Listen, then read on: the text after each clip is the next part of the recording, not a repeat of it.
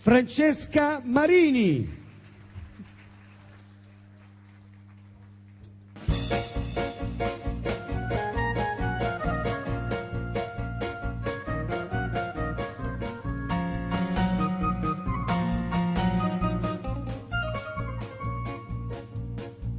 Ricorderò passate, nottate belle pesche a purpatiel, nella bucata a fianco a me cantava, e appassionatamente m'amava,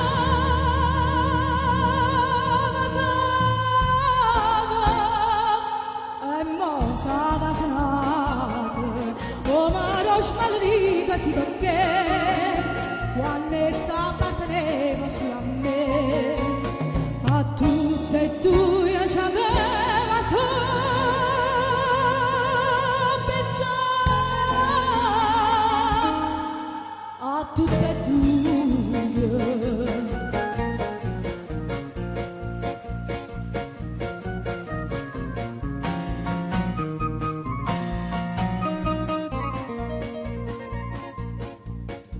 Poi ma porta l'Andres, stu coraggendo a mamma la catena, che la voleva bene la puta, quando la stava prima spartuta, e muore senza esse, o maro smalrica si perché quando essa apparteneva su a me, a tutte e due io ci aveva solo pensato, a tutte e due.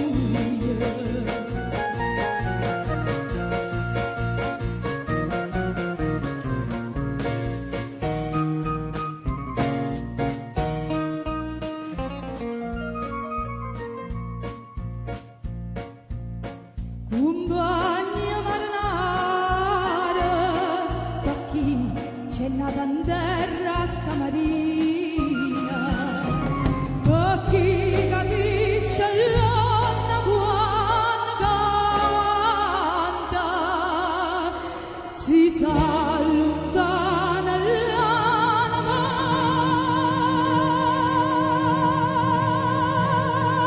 schiatta.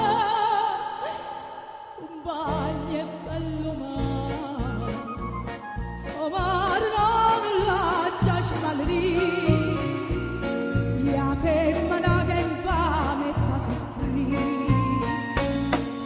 e tradimento suoi c'è fa scordare.